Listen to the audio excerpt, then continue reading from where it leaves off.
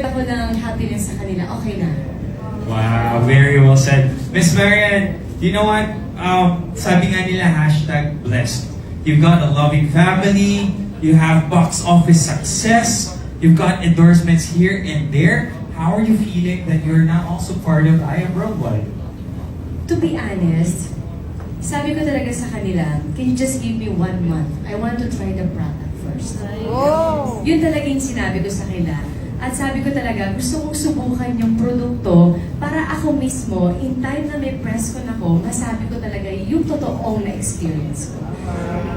At ang masasabi ko talaga, buti na lang nakilala ko sila. Tulad ng sinabi mo, siguro nga nasa akin na yung sinasabi mo sa office or mga endorsement, pero ang pinakamahalaga kasi sa lahat, yung health. Yes. So kung wala yung lahat, kung wala ka, parang nasa yun yung lahat, pero yung health, medyo malabo ka, para sa akin, it's useless. Kailangan lahat magkakasama at ang pinaka-importante sa akin at sa buong pamilya namin is yung health. Kasi gusto kong mas maging malakas para marami akong magawa. Gusto kong maging strong para sa mga anak ko. At salamat na lang at nakilala ko sila. Kasi every morning, empty stomach, iniinom ko siya. At nakikita ko yung improvement sa akin.